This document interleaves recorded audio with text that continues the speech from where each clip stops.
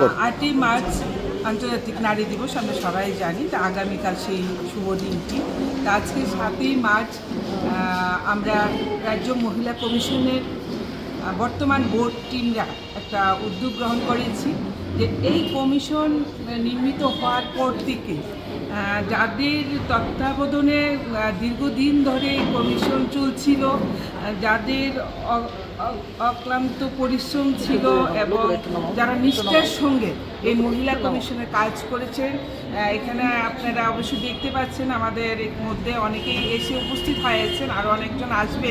তো ওনাদেরকে আজকে আমরা একটা বিশেষ সম্মান প্রদান করার ব্যবস্থাপনা নিয়েছি, কারণ ওনাদের কাছ থেকে আমরা আজকে আগামী দিনের পথ চলার কিছু গাইডলাইন নেব এবং ওনাদের সেই গাইডলাইন নিয়ে আমরা এই রাজ্যের মহিলাদের জন্য কী কাজ করতে পারি, আরও যেন মহিলাদের পাশে থাকতে পারি, মহিলাদের জন্য আর কী করা হচ্ছে সেই বিষয়টা আমরা আজকে জ্ঞাত হব ওনাদের কাছ থেকে।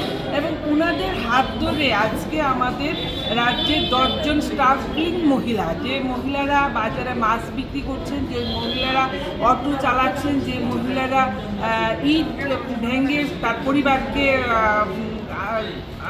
ইনকাম দিচ্ছেন, সেই ধরনের 10 জন স্টাফিং মহিলাকে আজকে ওনাদের হাত ধরে আমরা ফেলিসিটেশন করি।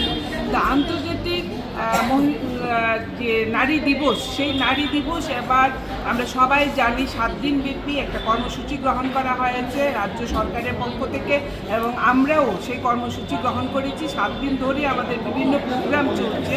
তো সে এবারের যে থিম, খুব গুরুত্বপূর্ণ থিম বলবো, যে বাল্য বিবাহকে বিরোধ করার জন্য, বাল্য বিবাহকে বন্ধ করার জন্য প্রয়াস থাকবে এবার আন্তর্জাতিক নারী দিবসের প্রধান থিম। তো সেই বিষয় নিয়ে আমরা প্রোগ্রাম করে চলছি। তো আমরা সবাই জানি যে আন্তর্জাতিক নারী দিবস প্রতি বছরই 8ই মার্চ পালন করা হয়, একটা বিশেষ দিন।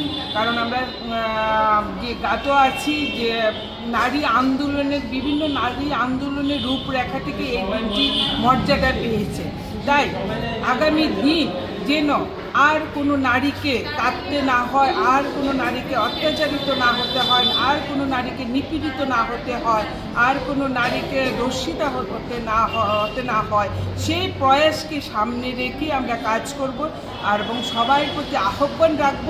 এবং সবাই যদি এই আন্তর্জাতিক নারী দিবসে আমরা প্রতিজ্ঞাবদ্ধ করি যে প্রত্যেক নারী কারোর জননী, কারোর বোন, কারোর মেয়ে, তাই সবাই সম্মান করুন নারীদেরকে, নারীদের ভবিষ্যৎ উজ্জ্বল করুন। তাহলে ভারত এগিয়ে যাবে, ত্রিপুরা এগিয়ে যাবে, আমাদের সমাজ এগিয়ে যাবে। আচ্ছা ম্যাডাম,